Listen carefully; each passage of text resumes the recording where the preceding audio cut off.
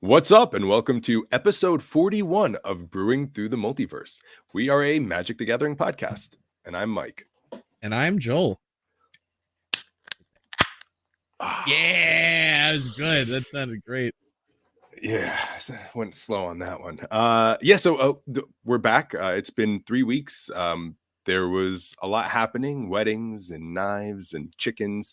But we are back. We will be doing it weekly here on out to the holidays. So it feels good to be back. Good thing we didn't miss anything. Yeah, thank God nothing major happened in the past couple of weeks. I mean, realistically, it's just this last week, but yeah. There's a lot. We have a lot we can cover. But so I am drinking Treehouse at your wedding. One of your buddies brought up Treehouse, and I made sure to order a bunch. Yes. So I have right now I'm drinking Autumn. Beautiful little leaves on it. Nice IPA. You can't beat Treehouse. Listen, if you're gonna get the best beer in America, go to Treehouse or Equilibrium. That's fact. Facts, yes. But yeah, so this week we're going to be talking about the top 10 most bangable nightmares in Duskmourn. There's a lot of limbs, a lot of eyes to watch. Yeah, dude. A ton of toys, and they'll make us dusk moan. So let's do this. I was going to say, I'm kidding. No, I think we should be talking about the bands today. Nice background. Yes. By the way, I love that. Oh, yeah. Wait, there it is. Rest in peace. To my homies, pour one out. Good old Mana Crypt. Okay, so let's just say what the four bands are. It's Mana Crypt, Jeweled Lotus, Dockside Extortionist, and Nadu. Can I just say that my favorite part about all of this is the fact that like everyone's basically like, yeah, Nadu. Like we all knew, we all knew, that he was gonna get banned. So I just find it funny that he's just not part of the discussion whatsoever. It's just, oh yeah, Nadu. Yeah, no brainer. Of course he was. But so okay, as the person who runs these cards the most in our play group, what are your thoughts? Just I guess start with your initial reaction, and then now that it's been a week, your final reaction, and then we'll touch everything in the middle afterwards. All right. So my initial reaction was at first, and I've seen this spoken a lot online, but I agreed that at first I thought, was it a prank or something? I legitimately couldn't believe it at first until I literally went to the rules committee website to read it on their shit. And I was like, holy God. Because I saw the headline on Reddit first and I was like, dude, no fucking way. That can't be real. And then I started looking at the comments and I was like, dude, what? And then, so I was shocked. Honestly, it's kind of funny. I feel like I went through what are the 5 stages of grief? Yes. I was in denial. I was angry. What is it? Yeah, I was in denial at first. Then I got angry. And then, I didn't get to the bargaining depression, but I have gotten to the acceptance half of it. But yeah, actually, side note, I know everyone's kind of addressing it, but I feel like the community reaction has been pretty overwhelmingly horrible in terms of death threats being issued to community members and shit like. Well, yeah, I have the whole list here. I was going to dox all of them, and then we'll give personal threats. No. Yeah, no, that was the plan. Okay. Yeah, let's get that out of here. Cut. Yeah. No, it is crazy, but listen, that's just what it is. I don't think anything was. Listen, I'm ignorant. I didn't read any of it, but that's how you know that it's a good time when people get rowdy and passionate. Death threats. So whatever. I don't know. That is the most controversial take of the cast. Listen, I don't know. Whatever. Obviously, don't do it, but also shit talk. Whatever. Give some shit talk. I think there's a difference between shit talk and I'm gonna literally knife you at a Magic convention, and you won't know it's me because there's 100 people there and you have no idea who any of them are. Well, yeah, that's illegal to say. So, clearly, that's a no. Anyone who's doing that, you're fucking clearly don't do that. But okay, as long as we're on, don't.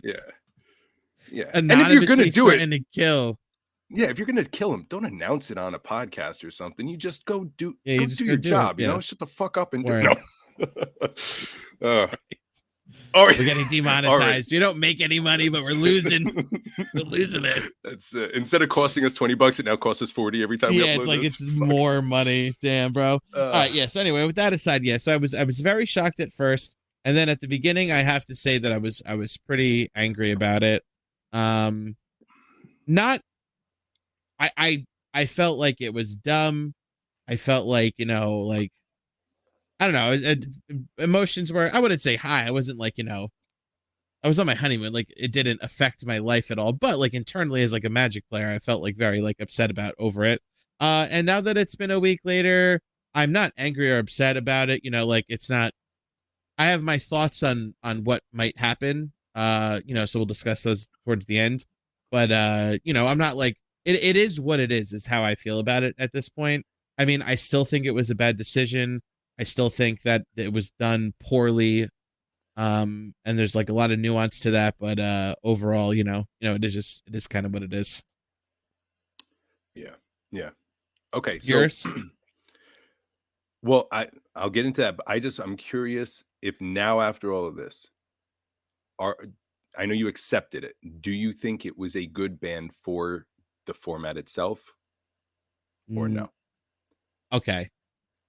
I'm gonna say no. Money aside, all the money Yeah, world, just for the ban. finance aside, which is a whole nother conversation, which I feel like has some merit. I personally don't feel like it was the case. And the reason I'll use that is purely anecdotal evidence and the fact that we play with a pretty consistent group of people and we are, very well aware of power levels of different things. And like, I own a few mana crypts, but they're in specific decks. And like, those decks come out when it's time to play like big boy, like hardcore Magic, but most of the time they're not in decks. And I just feel like that sort of thing, even when I've played with randoms, and I'll say right now that I don't play with randoms frequently, but in the occasions that I have, like everyone's very upfront with like, the rule zero conversation of like, what's the power level? Are you running any crypts or anything like that? I feel like that alone was enough regulation. Um, and in my opinion, I don't feel like Mana Crypt has in our pod like done anything terrible. Yeah. I don't think so either. And we play Mana Crypt. I mean, we don't play it all the time. That's an agreement that we kind of all have. Is like don't overpower your stuff in order to have that good back and forth. We're not trying to end it on turn 4 suddenly, but that's just our play group. Some people do enjoy that. Um, so my initial reaction when I saw that was they could go fuck themselves. Don't tell me what to do. That's just always my knee jerk reaction when someone tries to put another law or regulation on something. Of like, listen, we're policing our own play group. We meet up in your house, my house. We are just playing whatever we want. I already don't like that they tell us that we can't run Paradox Engine and all this stuff because it's our play group. We could choose it. So like my initial reaction was like, well, if that's the case, actually fuck the entire ban list. Like I don't even want to follow their ban list. These people aren't connected to Magic. I know they're doing whatever they want for their play group, and that's great, but go fuck yourself. We'll make our own ban list if we really think there's a problem in our play group. Now I know that doesn't play out for Grand Prix and stuff like that, where you are just meeting a whole bunch of randoms, even big things. So I get that there can be that, but my initial reaction was, "Don't tell me how to play my Magic because I'm having a blast with my friends."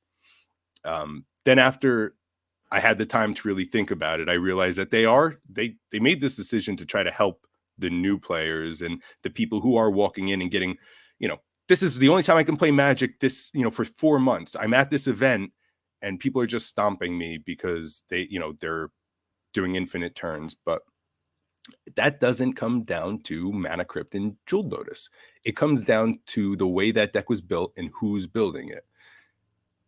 Without these cards, you can still make an overpowered, obnoxious, disgusting deck. They did not get rid Yes. of any tax cards, any stacks cards, all they There's other did. mocks in. There's other mocks. There's Soul Yes. Ring. Yeah. Yeah, and like Soul Ring is totally okay, but this isn't. I disagree with any bannings always. That's the libertarian in me. Uh, get don't tell me how to live my life. Don't tell me what to do.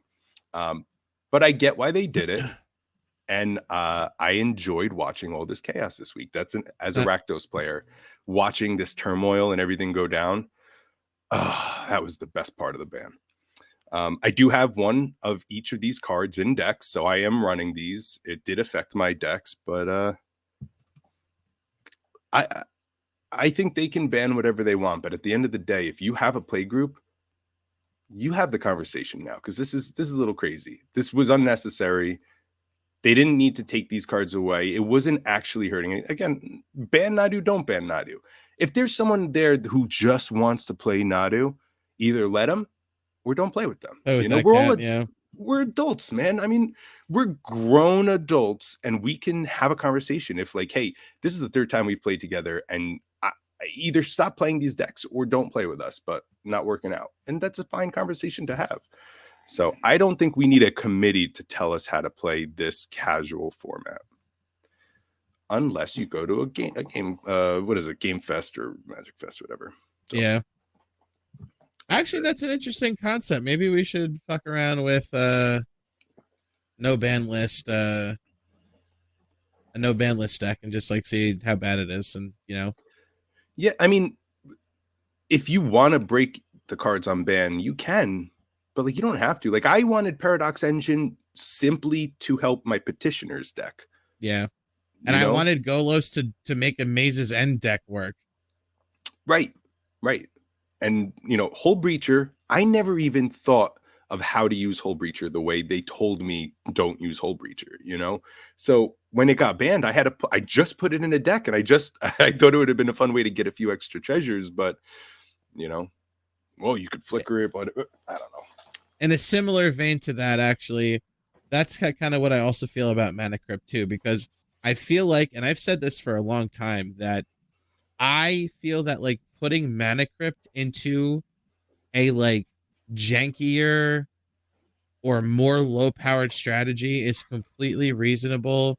And honestly, one of my favorite ways to utilize Mana Crypt is like take like, your fucking I'm trying to think of like take your frogs deck, throw a Mana Crypt in there. That's not going to make frogs like OP. It's just going to help you play, your frogs a little bit quick. You know what I mean? Like that, like Mana Crypt in decks that weren't like very good. I was totally on board with, and then sad to see it go. Yeah. The same way, like I have Nadu in my frogs deck, and so you've played it, you've seen Nadu go off in that deck. It's very powerful, but also it's in a frogs deck, and it's got no protection. Just remove it. Like I don't know. It's now. How about let's go to the finance end of this, because I am a little curious. The two things is, one, they liquidized everyone's assets. Just fucking liquidated that shit. Gone. Fucking people lost thousands. For me, I lost a little bit, but whatever. The question is, was it okay to do that for the cost of the game? Or should these cards have even been that expensive in the first place? I mean, I feel like the answer to both of those is no. Is like, I I follow MTG finance casually, but mostly just to save myself like money or whatever. You know what I mean? Like that sort of thing. Or to like, understand that buying something early and holding on to it was better in the long run. But oh shit, Mana Crypts are still going for like $100. Yeah. I wonder if that's gonna stick or if it's gonna keep dropping. It depends on if they backtrack, because that's still an option. Let's check Jeweled Lotus actually while we're on the topic of the finance aspect of it. Because I tell you, you asked me before this band, I would have said fuck the prices, bring them down. Everything needs to be cheap. But honestly, now that they went down, it is nice to have chase cards in Magic. It's half the fun of this. So yeah, as long as it doesn't get out of hand, it's fine to have a few $100 cards. It makes your heart skip a beat a little bit when you pull one. It makes you feel extra proud when you cast one. So I don't think it hurt the game that it was expensive either. So yeah, no, I mean, I obviously enjoy knowing that like my collection has some value, and I have seen the argument of people online that it's like, did you actually lose any money? Because would you have sold those cards? And the answer is like, no, I wasn't planning to right now. But if something ever happened, in which case it was like, this is necessary, I could sell, Mana Crypts to get a quick buck in case something happened, or you know what I mean, like that sort of thing. So I don't really know if that's a valid argument, but Yeah. I did want to point out too, because I was thinking about it. Dockside Extortionist is something that everyone's really saying is like it produces way too much mana. It could be, abused. It's too much. Um, I feel like Dockside Extortionist really wasn't a problem at all. It's a red mana drain. Now hear me out. It's a 2 mana spell that you cast, and it gets you a bunch of temporary mana. The difference is mana drain, you also counter a big thing in order to get the mana. They're both conditional. They both depend on what your opponents are doing, and it could either be a dud or it could be great. So I don't know why Dockside has this target on its back besides the fact of its price. I think it was just people are hating a little bit because they don't have the Docksides, and it was a I good mean, card. mana drain's similar costs though. Not, I mean, probably a little less. But no one's talking Maybe. shit about it. Yeah, no, You I know? agree. I mean, I feel like you also have to factor in the fact that Dockside is a creature, um, and can be recurred way more easily than instant can, and the fact that it's one and a red instead of blue, which is very more restrictive in terms of like, cost of play. I feel like there's some I nuance hear you. there as well.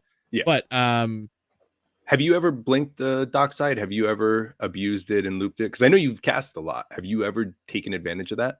so actually funny, like this happened. I had a jury deck, and Dockside was in Yes. there because it made treasures, and I forget what I was recurring, but I had something out where I didn't even realize I had a combo out until I like sacked the Hmm. jury with like something. I sacked it, and then oh yeah, it was like sack replay. I got to recast the Dockside something ETB. I forget what it was, but long story short, it was infinite mana and infinite jury triggers. So Hmm. that was Yeah. the only time I ever did that, and it was like completely by accident. Not that Yeah. Which is that cool. I makes it any love I better, love but when yeah. something accidentally is awesomely powerful. Yeah, I was like, oh shit. Because actually, it was funny enough because I'm pretty sure like 2 or 3 games before, I was like, oh, this has no infinite combos, don't worry. And then all of a sudden, it was like, Yeah. wait a minute, didn't know I this. think I think that This happened with Melissa and Connor. Wasn't that with Melissa and Connor? Who were we playing with? Because I remember being at the table for this. oh yeah, I think it was it Connor's like life gain card draw card life gained. Both I were think so. must. Yeah. Yeah, Yeah. My favorite jury is when you were playing jury and I was playing Blim, and I ended up gifting you a swamp, and that swamp was the 1 mana that you needed in order to kill me. And I love jury. Jury was my favorite Rakdos deck that we've had in our pod, actually. yeah. Jerry was a So lot of fun. yeah, It but just kind of sucked early game if you didn't like, you know what I mean? Like most of the yeah, game, you just kind of sit there with like a big jury, but nothing else. And yeah, but when yeah, it popped off, it was cool. yeah. Jury reminds me of the junk deck that I have, where it's like Yes, big if I fan of have that one. junks and artifacts, yeah, I'm doing things. But like if there's nothing in exile, I don't have my tokens, then we just sitting there with the 3/3. So I get it. um, Um, Back to the finance question that you had asked me before, which was, do I think the card should have been that expensive? Uh, no, I mean, I've always advocated for reprint of shit, but like have premium cool art editions be the expensive ones. Like yeah, I'm always been on board of that. Give like the cool funky treatment. Like up to like let's get it up to like maybe $20 cards, and then the premium treatments you get for 100. You know what I mean? Like something like that. Obviously, the yeah, market dictates the price, but yeah, you know that's the kind of thing I'd see. I don't think anything should be as expensive as it is. yeah, yeah. I think 50 is a nice max for most cards. 100's a bit much, but like it for $40 for that special chase card, I'll pay I that. agree. Yeah, And again, it does make it more fun, and it's something that I didn't realize I needed in the game until I watched this happen. And honestly, the thought of like my special feeling for my mana crypt is suddenly, oh, it's not so special anymore, and I realized that it was that value that made it so special. dude. And I have to say, I think I own four, and I pulled every single one that I own. Like Yeah, that. yeah, So that I've always loved that fact, and yeah, it just that it completely kills the value of like looking into like the Lost Caverns of Ixalan collectors packs, because now like who gives a shit if you Yeah. pull a mana crypt? Not that I'm pretty sure those specialties still have a decent price tag. Not sure how long it'll stick. They definitely lost value, but Yeah. or you're losing Jeweled Lotus as the chase card of Commander Masters. Like I like the fact that there are those kind of cards in those packs to justify buying more like packs. And I know that's the worst thing ever because like literally everyone's like buy singles and of course buy singles, but some of us like the rush of the gambling of buying a pack. And it's nice The knowing health that of like, the health of the hey, game maybe I'll hit depends on that. packs. Yeah. Exactly. To keep Yeah. Magic, Hasbro needs to make money at the end of the day. So, you know what I mean? Like we have to buy cards. The secondary market is going to keep, the game going. Some of Yeah. us need to do this. Yeah. Ruben Bressler and who is it? The Magic Mike's podcast made a really great point of oh fuck, what is it exactly? What were you just saying? I fucking the spear's hitting me already. Um, I don't know, but they made a good point about something with it. Whatever you were talking about, they made a great point. I could pause this and think about it, but we're just gonna keep rolling. Yeah, we're gonna Uh, keep rolling. but yeah, no, I don't know, man. The cost of that's what it was. So if a set doesn't do well in gameplay, because we're always relying on gameplay, if a set doesn't do well on gameplay, the ability to have these few chase cards in it is what helps that set from possibly giving some bankruptcy or mega loss to the company. So you do have to rely on it. And that's something I never even had thought about of like, it's the insurance policy. So like they're We're talking always about for LGSs also, right? LGSs for them, for anybody who's Yeah. selling a Magic product of if that set isn't too good, like let's say the Murders wasn't that great, but you still have Vein Ripper in there, you still have Delny in there, you still have all these things. So that's the insurance. And if you didn't have these expensive cards and these, the Commander Masters with the Jeweled Lotus in it or whatever, and this is not good, they're going to lose money. And now we're not buying. So you have to appease the people who are chasing the mythics as addition to the people who want good Magic. So an important thing to, when you're like, oh, this card's too expensive, it's like you kind of need it. So and proxy it. If you don't want to buy it, we can always proxy too. That's important. I bet you a majority of the mana crypts out there are proxied, and it's totally fine too. So. Yeah. Just talk to your fucking play group and like, hey, are you playing a crypt in that deck? Is that a crypt level deck? Yay or nay? And if they lie, don't fucking play with that person. Cultivate a play group where you could just not need it.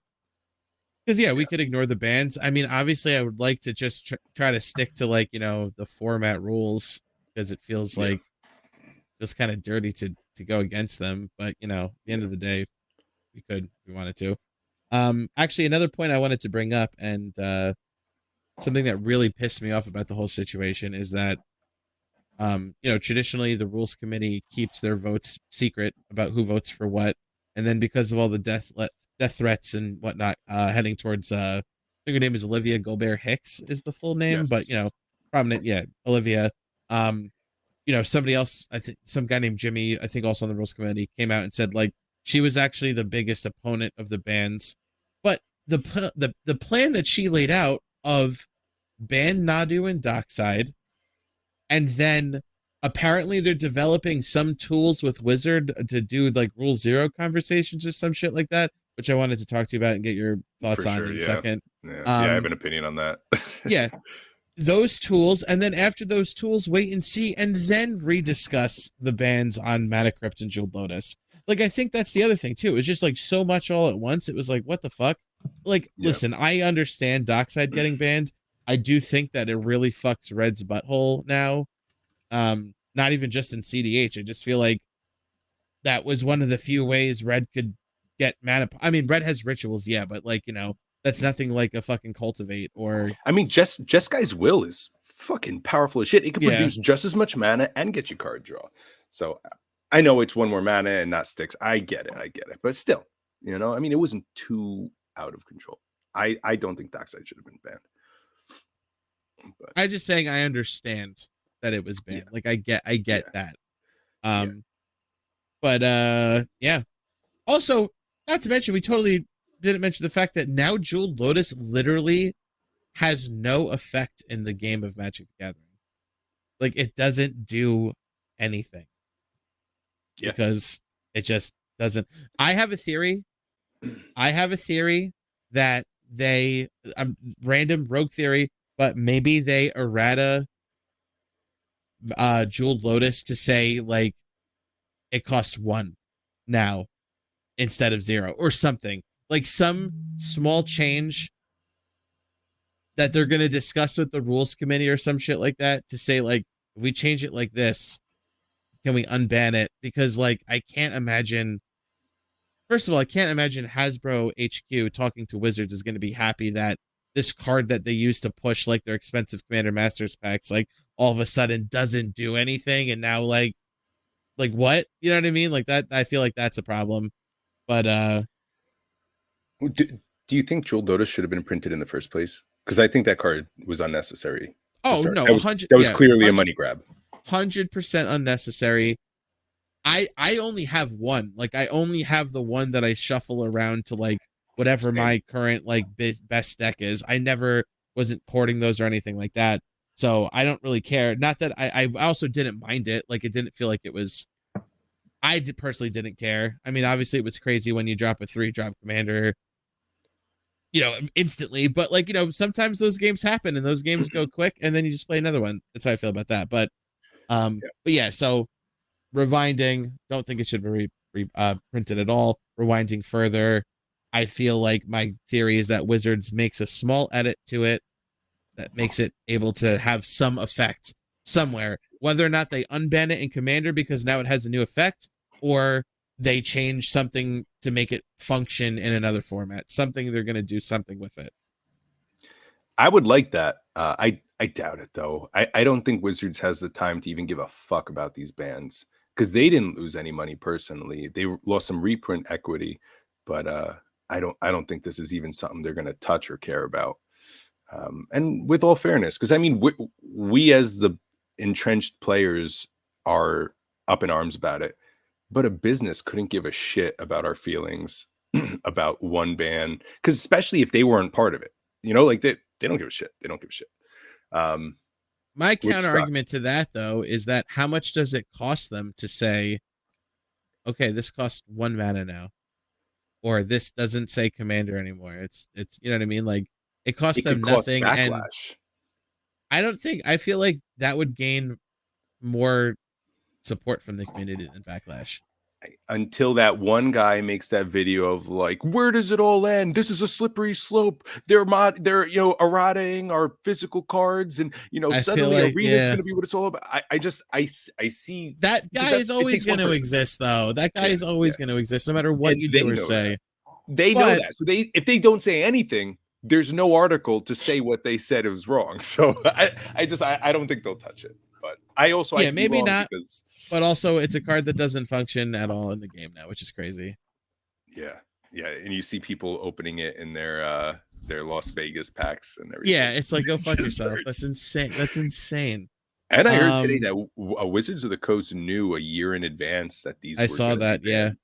So they knew. listen to But Rudy's video. yeah, but you're gonna do. I would do the same.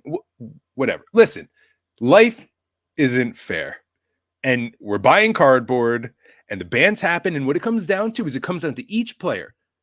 Are you gonna fucking ban it, or are you not gonna ban it? Like, honestly, I kind of don't want to take them out of my deck. I kind of want to just leave them in there, and I don't think it would be too much of an issue because the things that they're in. I mean, I'll take out Nadu because I do understand that one. I'll take out Dockside because that's fine. But like, if in my powerful deck, I got to take out my fucking Mana Crypt, I might just leave it. Yeah, I come don't know. on. Yeah, my Eldrazi deck, where it's like one of the few ways to get like a dork out because they all cost 3 because it's fucking colorless. Right. I'm okay with say I think honestly our play group should say like, listen, or maybe we do the limited form of like, hey, only one deck gets these banned cards now. So you can't have a Mana Crypt in all your decks, but pick that Yeah, we one could. deck, put it in. Yeah, the band's deck, the Yeah. EDH light or whatever. Yeah. Which is, and it doesn't Uh, have to be an EDH deck because mine's not in like the powerful decks, like it's just yeah, I'm I actually don't know. interested. There's been a lot of We're talk online about CDH community forming their own group. which like And they should. They should. I feel like it's kind of like the Confederacy a little bit though, because like I kind of understand I kind of understand the idea that CEDH at its core is just playing EDH to the best of your like with the best cards with the intention to win. And like even if there is a separate like okay, now we're gonna do because I see tournament EDH like TEDH getting thrown around a lot, CEDH, Yeah. whatever. Even if they do break off and do their own thing and like now that's that rule set, you're still gonna have a community of people that play the regular EDH ban list with the best possible, you know what I mean? Like that Yeah. won't stop that from happening. Yeah. Absolutely.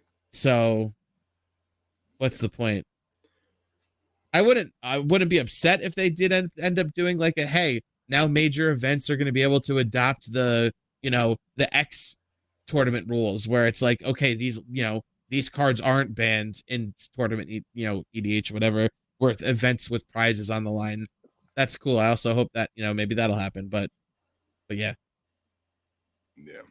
I, CEDH, that's all on them. I can't speak for them because I don't know. We're both playing 100 card singleton commander decks, but they're two totally different formats. And that'd be like as a standard player trying to say what legacy should be doing. And I don't fucking know. I hope they make their own group though, because they are not like us. Those Nope. CDH players are not like us.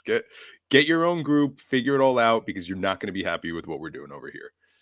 Um, I guess to conclude this all, first let me say one thing I noticed in during all this is whenever someone does play an early Mana Crypt or an early Jeweled Lotus, typically as they're casting it, they say, "I'm sorry."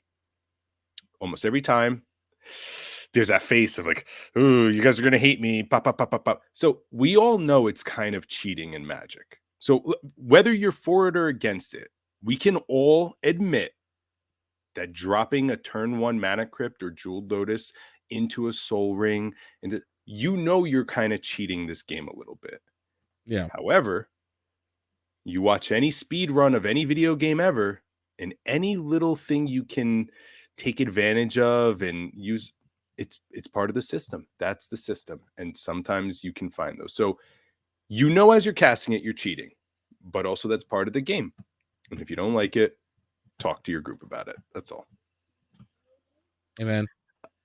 Yeah. And Unban I guess unban crypt. unban crypt, yeah, unban them. We're adults. We'll choose. But also, if you don't unban it, that's fine. We could play it if we want. No Yeah. police are going to come take us. It's okay. True. Uh, True that. the last question about all this before we move on is the reserve list. I just want to touch the reserve list. I've always been a huge proponent of get rid of the reserve list. I want those cards printed. But now after watching something like this unfold, and like I said, we're now suddenly I do kind of appreciate these chase cards, because watching a card that I love tank hurt a little bit, and not because it was reprinted, so with the reserve list, I think I like the reserve list. I think I could support it and kind of say, hey, these cards should be these, fabled special cards, and it makes depth to our game. So what are your thoughts on that? Um, it's hard because I understand what you're saying.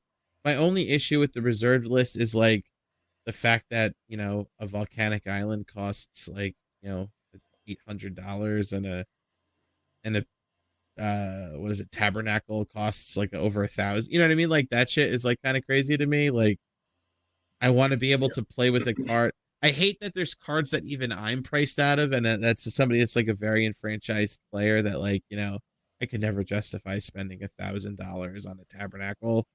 Yeah. Um, but I also understand like that they should have some amount of that. Maybe the solution would be do a very like limited. I don't even know how you would limit it in a fair way. I don't know. Release a small amount of them. Make it like like the masterpieces. Like if there was like even rarer masterpiece expedition land, whatever, and it's like you got a dual land, but it's like one in every like 20,000 packs. Like the One Ring. Imagine if like the One Ring, except there was like a couple more of them, and it was like reserve list cards there. Maybe I don't know. I hate that they're so expensive, but I get it. Yeah, yeah. Because even the One Ring stuff like that, it wouldn't touch the price, and it wouldn't allow me or you to play with them. So I think if they were gonna do it, it would have to be, hey, we're gonna really change the artwork. Maybe I don't. Yeah, they'd have to make a complete change. That way, even though it's the same card, it's not the same card. Um, yeah, it's weird, but I think I'm gonna lay off on trying to abolish the The ban list, reserve list, the yeah, the reserve list a little bit because I get it now. I saw what happened out of this simple ban off of a commander staple, so maybe we'll leave that alone. It's not the end of the world. For the people who are 30 years in and have been holding it since their childhood, let them have that. yeah, It's fine. It's fine. Um, yeah. So that's it on the ban list. It's a shame.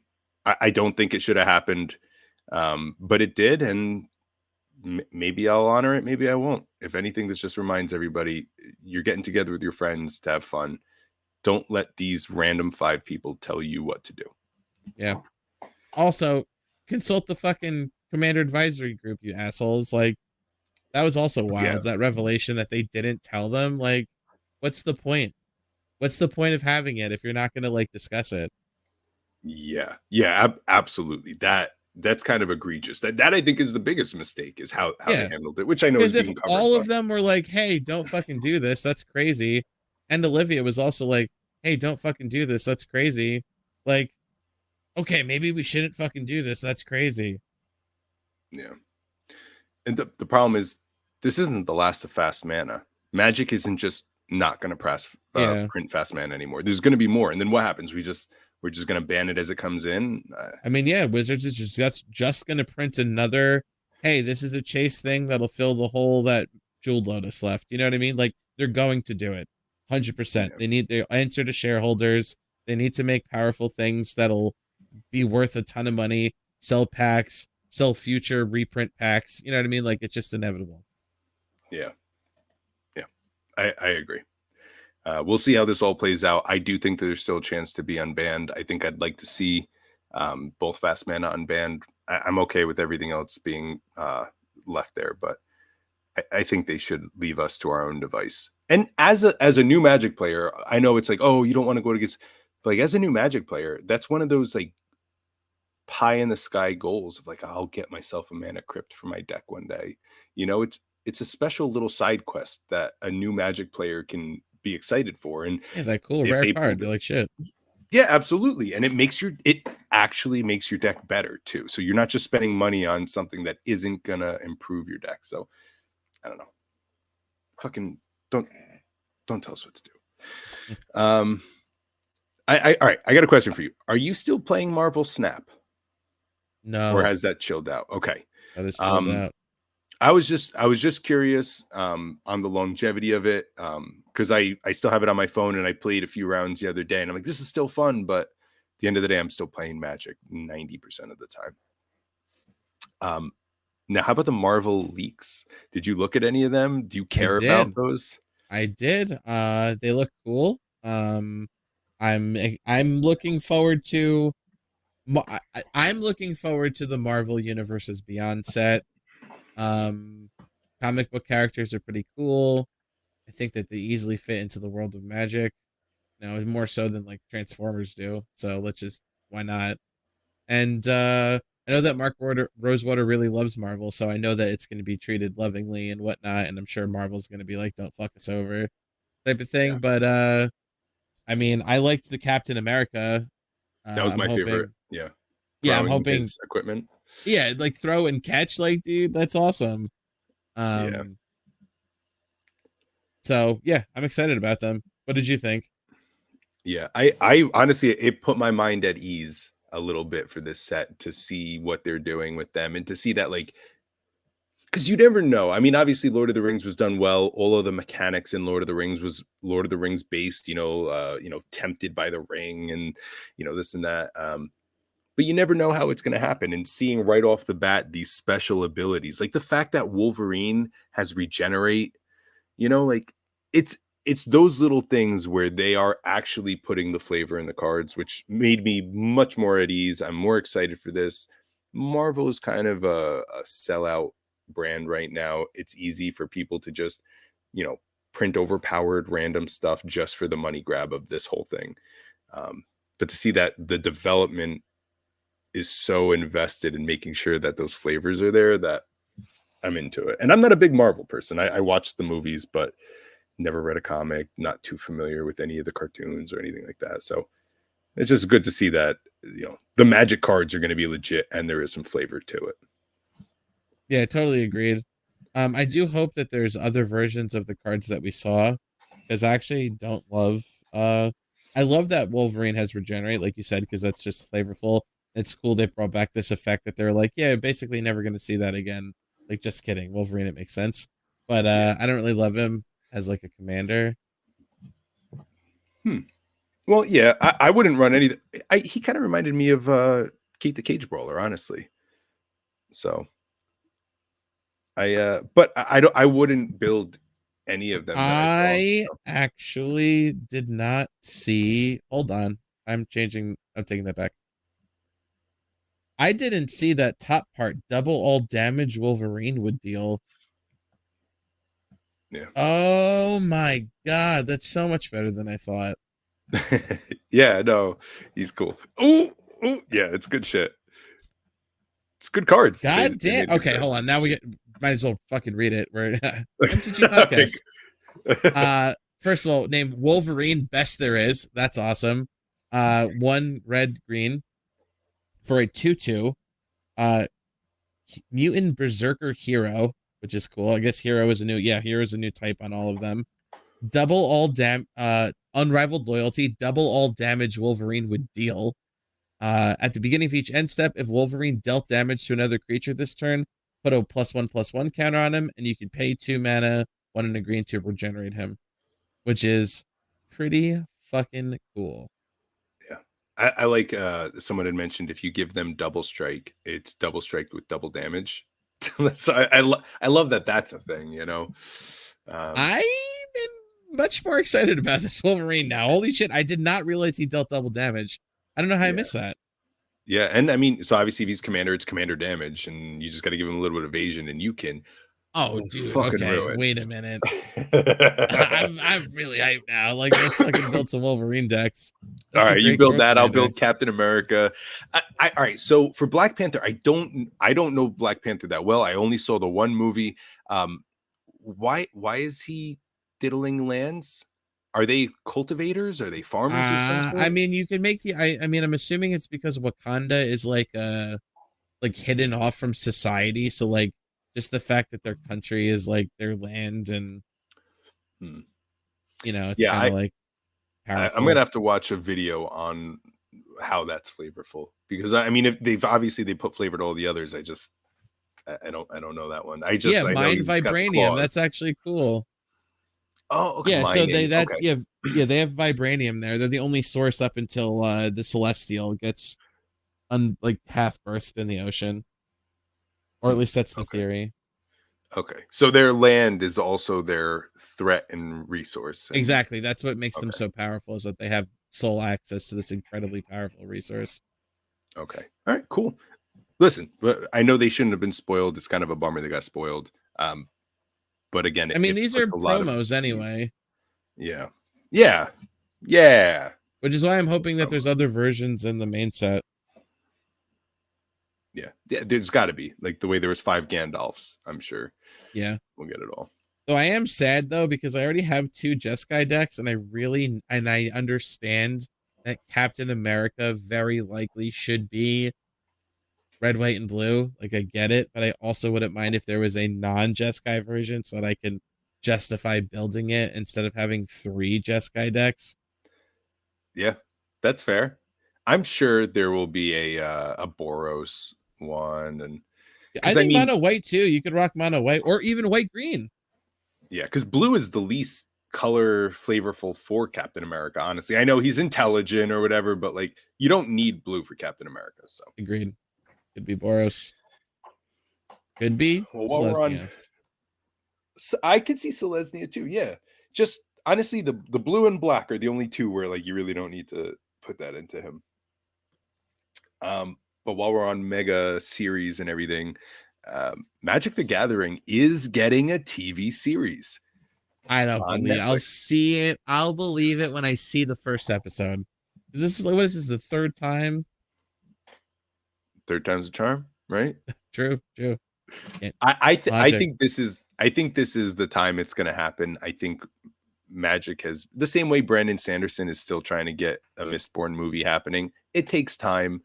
You could start working on something and realize that the crew or the team isn't the right fit and pull quickly and go again. It's fine. I'm in no rush to get this because if they force this out, we're all fucked because they're going to spend a lot of money on this and it's not going to pay back. And then us as the Magic players are going to have to make up the loss Yeah, with our somehow. wallets. So take your time. Okay, here's because I know they're saying Chandra is what it might be about or whatever, but that was the old one. So this time we don't know. I know the picture there was, whatever his name is, Catman, Johnny, a Johnny, Catman. Catman. What I want is I want the show to be about the events that led up to the mending, where like, the first time the sparks got damaged. I want to know about that shit. So I think that would be a mighty storyline. Nicol Bolas will be part of it. Liliana could be part of it. And it could be what actually led to the lowering of power. And then you could show these wild powers that you don't Yeah. need to really like bring into realistic terms because, oh, well, that was before the mending. Now we're after the mending. Everything's fine now. But like you could show some wild shit and get this huge fantasy story to show how the whole multiverse was affected by this one event. And then moving forwards, branch out into other parts of the multiverse and show post-apocalyptic issues. So that was my thought. Is there any sort of storyline, arc, or character you'd like to see in this? I TV mean, series? honestly, I have to say, when I saw the trailer for War of the Spark, I mean, partly was sold on the slowed down in the end lyrics too. That was really great. But like Yeah, I was legitimately like excited for that kind of like final showdown. So I wouldn't mind if they did like the kind of like a truncated bolus arc where like, they go to Amonkhet and they're like, oh shit, who's this Pharaoh guy coming through? And it turns out it's Bolus, and you're like, fuck, it's Bolus, that's crazy. And then the gods kill the other gods and like that kind of shit. Like damn. that's fucking cool. And then you transition that to like, all right, dude, he's gonna try to fucking steal everyone's sparks. You kill off characters you love, like fuck, Gideon died. Are you fucking kidding me? What? Like that's crazy. Um, Yeah, yeah, because so I think Nicol Bolas needs to be part of it for sure. yeah, it would Such be a cool to good watch him villain. get taken down. So like that. And then other than that, I feel like Brothers War probably would be a good my problem with Brothers War is I feel like it'd be less magicy and more like a war movie kind of, as opposed Yeah. to like Yeah, and it's just two brothers having a fucking argument. I honestly, I would be upset if it was the Brothers War. yeah, Um, yeah. Give me the War of the plus, Spark storyline plus the Brothers War sets aren't that great either. So it's not like you're gonna start pushing sets for Magic either. or the Phyrexia one even, dude. I feel like Rex would be that good. was I mean, seeing like I mean, wouldn't it be what great episode to like hop to the different planes and see how they're fucking dealing with it, and then seeing all the team ups actually happen. Yeah, I want Elish Norn to be thick though. Give me Oh, a dude. nice shield drit or something. Back to the top 10 most Yeah, bangable nightmares of the multiverse. that's on next episode. We still have to do that. The Yeah, Smasher get Pass ready. MTG edition. Yeah, yeah. That's Oh yeah. coming, by the way, viewers. So stick around. You're definitely going to watch our next episode for the Smasher Pass Yeah, you're gonna MTG have to muscle edition. through that. Not a lot of them are gonna be human. Let's say that. Or any. Yeah. Ooh. But yeah, so I'm excited for the movie, for the TV series. I think as long as they're doing it right, just make it multiversal. Don't pick a little story and make it, like, oh well, this is what. Make it a little fucking massive because what magic is. And if they pick this little story, it's not portraying what we're out there doing with our multiverse. So I also, side story, wouldn't mind an anthology series where every episode is just a different plane. Maybe there's not a storyline.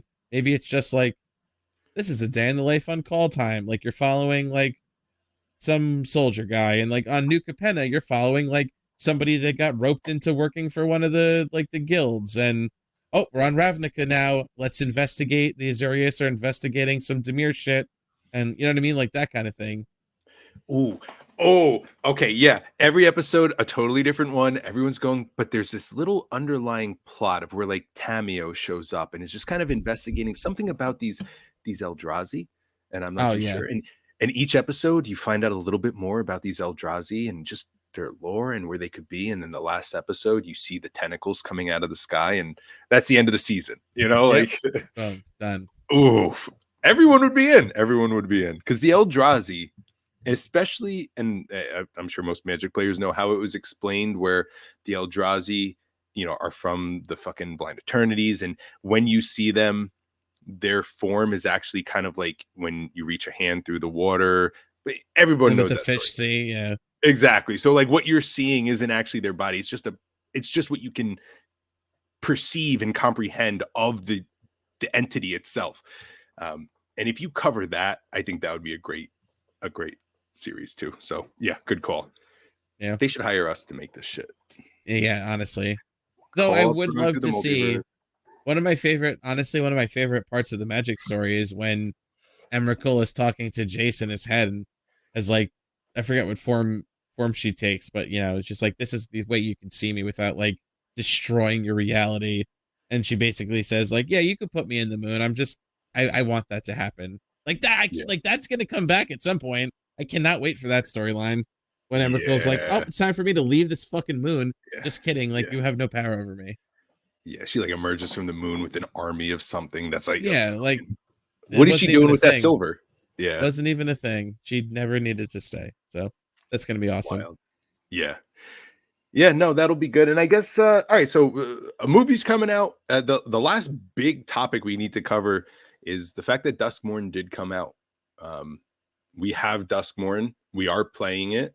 Were you able to do any draft, sealed, I standard, have anything? been married, so I have not been. It's been prep for wedding and wedding, so I'm behind on Duskmourn. Though I do have a draft token that I'm waiting to use. This weekend at some point, I'm gonna be able to bang out a couple drafts. Long story short, so Cool. Good. Enjoy it. I'm having a blast on it. I had one game goes well, one game doesn't. Even more so than Duskmourn. I mean, than Bloomborough. I think this is a very swingy, powerful draft. My biggest complaint. Go okay. ahead. No, you finish. All right, so my biggest complaint about this is going to be that everything is removal heavy. Everything is a surprise, and I guess that's the jump scare of it, the horror of it. There's destruction, but you can't hold a board. It's very hard. So swing when you can, block when you can, get ready for a lot of chaos because every room will fuck shit up. There's a lot that's happening, and at least that I've run through so far in my 4 or 5 limited events was nothing sticking. There's removal everywhere. So just be prepared when you cast something. Get what you can while you can, because that bitch is gonna go. I was gonna ask you what were your thoughts on rooms. Dude, rooms are fantastic. Now, one thing I didn't realize is I thought of it kind of like adventure, where like you have the opportunity to cast the first half and then you can cast the second. But if you cast the second, you can't touch that third. And during a limited event is when I realized, oh, I could cast my second side and still unlock the first door. That was a game changer for me. There's a lot of really good rooms. Specifically, the red and blue rooms seem to be what was most powerful for me. But that might just be biased to how I was building. So I really like the rooms. I think there will be rooms in constructed, but none of them seem broken yet. So good job. I'm very proud of that. They're saga level enchantments.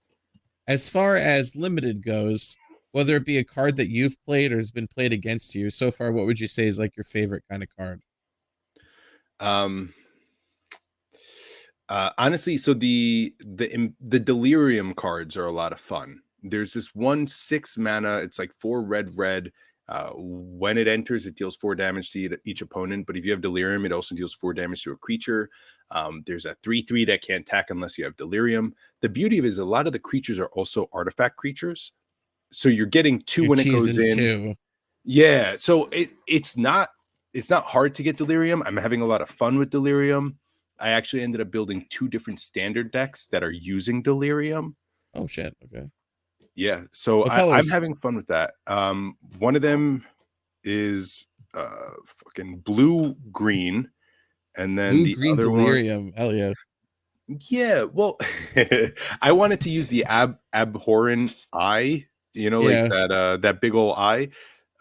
But you need a bunch of stuff in the graveyard. So I figured while I was dumping things into the graveyard, I would also take advantage of manifest dread, and then also use delirium because things are going to be in there.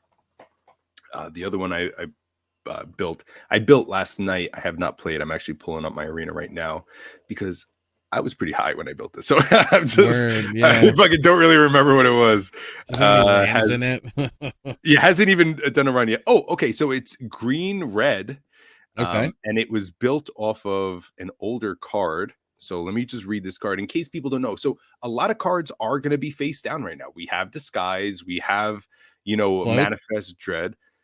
Things are going to be good. The two cards that Yaris. have cloak. Yaris. Yaris. So Yaris, Roar of the Old Gods, just so everyone remembers, is 2 red, green, 4/4. So it's a 4 mana 4/4. Other creatures you control have haste. Hell yeah.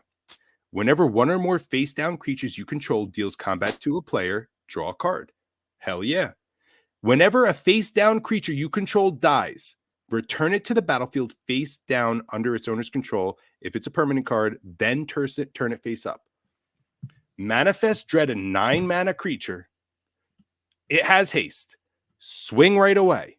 They block the 2/2 because why the fuck would they let it hit you? Otherwise, you draw a card. It dies, and then the 9 mana fucking creature comes into your battlefield because you manifest dread and swung with haste. So I built around that.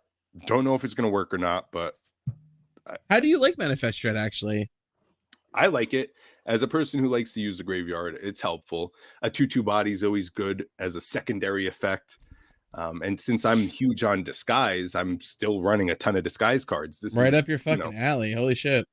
yeah, yeah, yeah. I have like 3 more decks I want to build to test out all these cards and see where. And then once I get them all tested out, I'll know what cards I actually like to use, and I'll put it all into one unified deck. But for right now, I want to play around. It's a new set.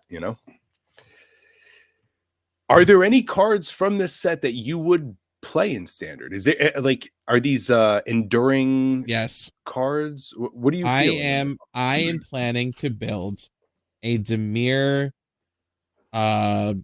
Kaido slash 3 mana guy that can't be blocked. Nice. All right. That's what I want to Ninja. build. Yeah, Okay. I want to build the can't be blocked mill crapper and then stack on a bunch of Kaidos. Okay. Now what's the enduring? Isn't there an enduring card that makes everything in your hand a ninja? Isn't that a thing? I don't think. I mean, I would imagine it'd have to be the blue one. No, because the blue one is just the coastal piracy. Yeah, I don't think All any of right, the maybe endurance do all right, that. maybe I'm wrong. I could have sworn something turned all your shit into, I don't know. If you're listening to this will be our first comment ever. Fucking, what card am I thinking of? Because I know there's something in This the set that turns everything into into a creature of your choice. I don't know, whatever. But yeah, into a look creature into of it. your choice. Hold on, Everything in black, hand and on battlefield is going to be the creature type of your choice. and it's the enduring cycle, It's not though. It's not. I'm looking through it. It's not or the is it an enduring. overlord? No, it's not an Is it one of the overlord. overlords? So it's just a It random card. might be a room. It might be a room. Okay, mirror room. Whenever you unlock this door, nope, not that either. Uh, all right, this is the point where we're going to pause this because this is actually pretty cool. Hold on one second. All right, Leyline of after about transformation. Oh, oh, there we dude, go. I was did going you to say find I it? couldn't find it. I couldn't find Oh it. It's yeah, not real. dude. Okay. Are you serious? Yeah, I Yeah, gave up. it's all right. Word. Yeah, it's two blue. Leyline of transformations in your opening hand. You may begin the game with it on the battlefield. Typical leyline setup. When it ETBs, choose a creature type.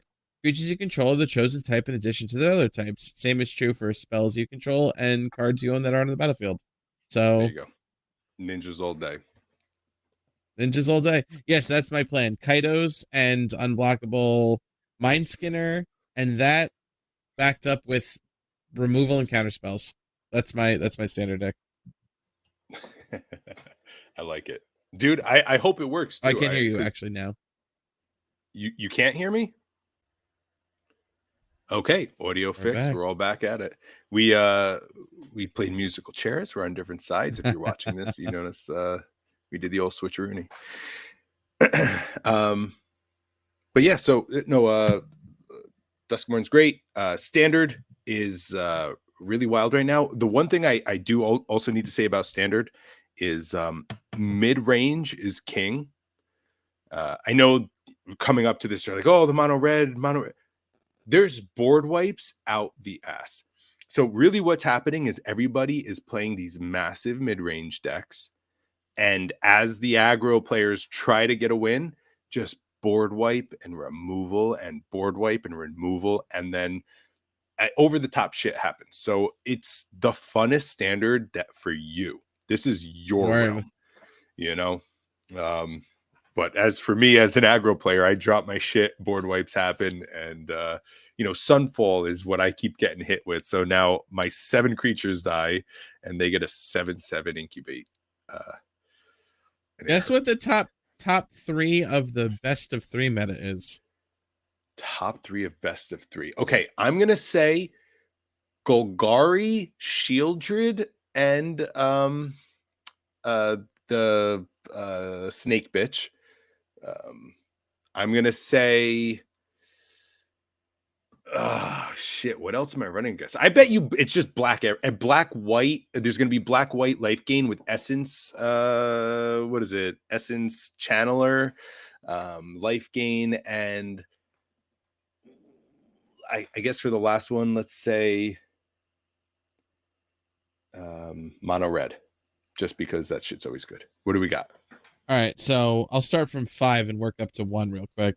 5 is Okay. Golgari mid range. Okay. Liliana the Veil, Vraska Betrayal Sting, 4 copies, Deep Cavern Bat, Mosswood Dread Knight still there. That's the deck that I think is the most powerful.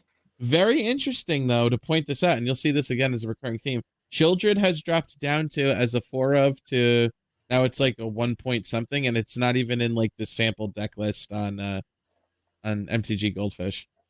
How So many innkeepers talents in there? Is it a 4 of?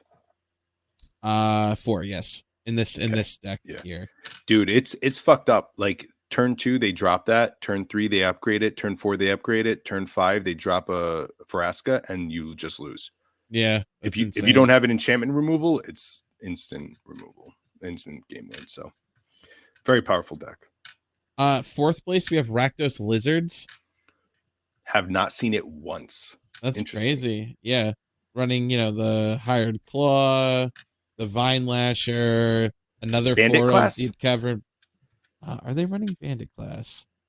They are not. The only Okay. spells, the only non creatures they're running are Go for the Throat and Lightning Strike. It's all lizards other than that? Yeah, Valley Flamecaller, Thoughtstalker Warlock, Laughing Jasper Flint, Grev, Scaled Scorch, Flame Catch Gecko, Fireglass Mento. Actually, the only non-lizard is fucking 4 copies of Deep Cavern Bat. Deep Cavern Bat. Not even a well, I guess a lot of the lizards aren't actually technically outlaws, because I was gonna say a Vile Smasher would be good for that, but okay, no, that makes sense. I mean, they are. A lot of the lizards are Mercenary Assassin, Mercenary Rogue. Right. That's Warlock. what I mean. If you're running them, just throw some Vile Smashers in there. It's so nice. It's so nice. So that's 4. Interesting. 3 we have Orzhov midrange. Deep Cavern Bat, 4 copies. Preacher of the Schism, Zoraline, 3 copies. Bounding Spring, Mhm. Beza, Mhm. and Acolytes. Yeah, a lot of acolytes. I still don't see the use for that card, but it's everywhere right now. Yeah, must be decent. Number 2 is Demir Midrange. Again, 4 copies of fucking Deep Cavern Bat. So literally four of the top 5 decks are running 4 copies of Deep Cavern Bat. That card seems Yep, insane. I run a 4 of an old decks I can of it too. That with It's black, clearly the yeah. best 2-drop. Yeah, flying, lifelink, and you take a card. What the fuck, dude? That's insane. And if you have Delny out, you take 2 cards from their hand. Gross. Yeah. This deck isn't even running a Delny. Oh, duh, this is the Demir deck, but I was surprised the Orzhov one wasn't. Yeah. Shieldred in this one, Urtai Resurrected, the ETB counter target spell thing. That's interesting. And Tashina's Tidebinder. So that's number 2. And number 1, which I was very surprised about, Gruul Prowess. Interesting. Gruul Prowess. I've come across some otter prowess, but Gruul, what Yeah. are we doing here? It looks like all of the typical prowess red stuff. I mean, there's also like Heartfire Hero. I guess maybe it's not prowess. It's Valiant. Heartfire Hero for Monastery Swiftspear for Emberheart Challenger for Manifold Mouse for Yep. the green we got some Questing Druid action. And then it looks like Snakeskin Veil and Innkeeper's Talent. That's where the green's coming in. That's wild that's number 1 because I haven't really seen that in my best of 1, but it makes sense. Green and red's very powerful. Interesting. So my idea of the most powerful cards is obviously the Shieldred, Liliana, Vraska, Innkeepers. That shell, in my opinion, will stand the test of time, and you will be seeing that shell for a while. Even as Shieldred leaves, that shell ain't going anywhere. Yeah. She's already kind of on the way out, it seems. Yeah. Still, when it lands, it's a huge issue. But yes, not as prevalent. The next deck that I think will be a big thing is the black-white life gain decks. Orzhov is very, very powerful. The amount of life that you can gain and the way you can literally have little creatures out there that every time a creature enters, you're gaining 3-4 life because there's a 1 mana. I don't know if it's a class. It was from Bloomborough. There's a 1 mana enchantment. Whenever a creature enters, it might be a case. It's a case. 1 mana case, creature enters, you gain a life. There's the 2 mana bat duo. Whenever a creature enters, gain a life. There's the white-black legendary core ill or whatever. Whenever a creature enters, you gain a life. If you have any of these things out early and you drop an Essence Channeler, the Essence Channeler comes in, you gain 3 life, it gets 3 1/1 counters. Then you drop a Zoraline next turn, you attack with your Deep Cavern Bats and your Essence Channeler. You're going to gain 2 more life. You now have a 6/6 coming at you. And if you lost life because you have anything that lost you life, it's Flying and Vigilance.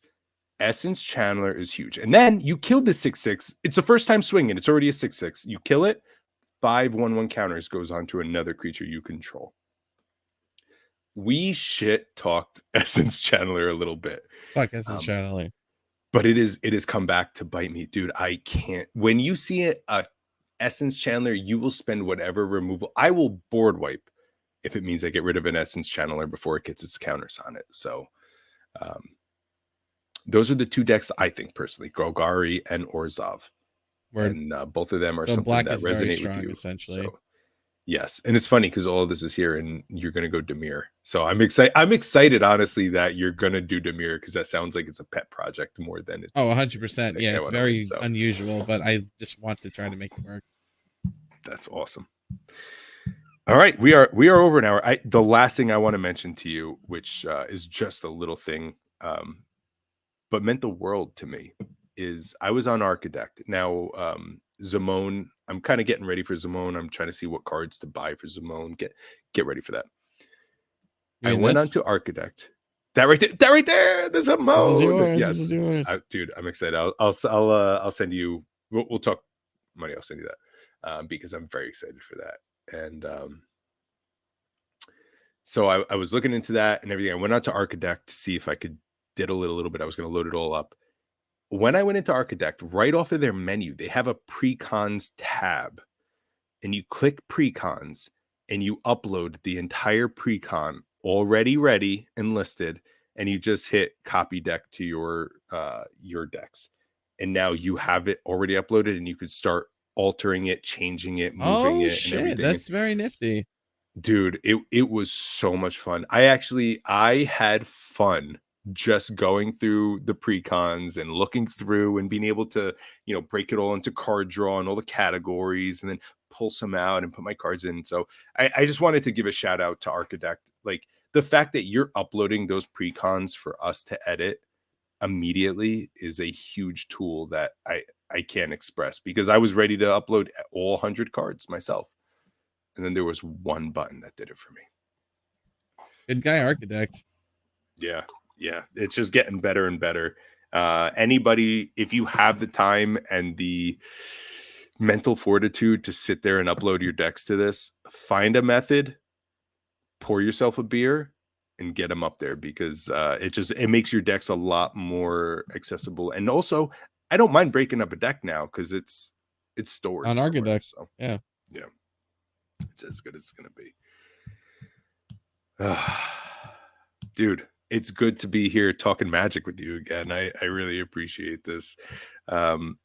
We don't do this podcast for any other reason than just our love for Magic. So Yeah, 100%. it's good to be here. But with that note, I do need to know, of all of the overlords, which is the most bangable? Of all the overlords, which is all right, so Pull- this is a little smasher pass preview That's it. action. That's it. We're this is how we're finishing it. I mean, we're gonna finish. We're gonna get that Duskmourn, bro. Oh, All right. all right. Instantly, it's between Bailmerk and Hauntwoods. Billmerk and Hauntwoods, huh? That's Okay. my instant. Okay. Why Billmerk is one of the first? What about that overlord that gets you going? I just feel like it's gonna be able to like tickle your balls while like fucking your mouth or something. Like I don't know like what's gonna be going on, but the way it's Yeah, a shaped lot of makes me feel like limbs. things are gonna be going on in a weird way. Yeah. Okay. All right. Yeah. I mean, a lot of limbs. I see a lack of orifices, Yeah, but or that's yeah, okay. I'm sure it's we'll make warm it and work. slimy. Fingers your butt while it jerks you off. There you go. Yeah, and a lot of fingers involved. I mean, and the ribs, I'm sure some of the ribs have big enough openings. Yeah, Um, all right, Hauntwoods, I'm gonna have to agree with you 100%. It's that flowing cloak that just can kind of would wrap you up drape and pull over you in, you. Yeah, kind of. and Yeah, make you feel secure. you do things in there that you don't want the world to see. Yeah, and it has a full face. I mean, I don't think it has a mouth, but it's got open eye sockets, so that's good. Um, yeah, again, lack of orifices. Um, So I would probably say that Mistmore's, the white one, might be what I'm down into. Um, Really? listen, I know it's a little bit of a butterface, but I'm familiar with that body type, and nice long legs, slender, Slender model-esque build. figure. That's it. Very revealing, just wearing some bandages like a sexy mummy. Just butterface. That's all. Yeah, but least fuckable is the flood pits. No, thank you. Oh, I was gonna say boiler bilges. No, that'd be a good time. That'd Boiler be a good bilges would hurt, dude. You're gonna burn your dick, bro. There's no way. It's so sharp and pointy. The entire creature is so pointy. time. That is true. I guess you'd rather take it flooded and wet than Yeah, then fucking on fire. Yeah. Yeah. All right. All right. All right. So I guess we'll kind of agree that Haunt Woods would be the Number one overall pick yeah, of the year, rookie season. yeah, Number one. S tier. All right, yeah, awesome. Yeah, that's a little taste for our Smasher Pass. Get used to that. Get Hyped. ready. We'll end it with that. Listen, I am nowhere near the end of my beer, but I don't have a wife here tonight. My chickens are good, and I have a entire weekend of selling knives, so I'm gonna go celebrate by myself. Uh, Again, this was a blast. Closing question: are you actually going to pull your mana crypts out of all your decks, or are you going to leave it in a little bit until we talk about it more? I'm going to pull them out of everything except for one. I'm going to keep them in one and essentially only use it in maybe like our high powered, like, whatever games, but I'm going to try to pull them out of everything else. Yeah, I'm going to pull them out of everything, but I'm going to keep them sleeved and with my decks. That way, if there's ever that scenario where we do want to play with it, it's there and it's Yeah. ready to throw it in. In fact, yeah, that's what I'll do. I will pull them out of everything, but yes, keep them available in case we do decide like a fuck it, let's just because honestly, you put it in, you're probably not even gonna fucking see it. How many games have you played with a mana crypt in your deck and you haven't even seen it? Right. Most Exactly. of them. Exactly. It was not warping our format, that's for sure. So yeah, Ridiculous. awesome. Oh, last question: are you going to Oh sell god. your others? No. Okay, cool, No. good, I'm gonna hold on to good. them. Yeah, because I think this will get reversed. Yeah, I'm gonna wait and see. I'm gonna wait and see till I'm sure that there's no chance like something changes. And then in Yeah, which case I'll still likely hold on to one, but then probably purge the other three. yeah. All right, cool. Hopefully next week when we meet up here, we're talking about more bans or unbans because I don't think this conversation's over yet. We'll see Nope, what I agree with happens. you. Awesome. Listen, brother, I'm glad you had a good few weeks. I'm glad we're back at it. And till the next one, man. The bottom of the glass Man, and the pen. cheers. Cheers. Take it easy.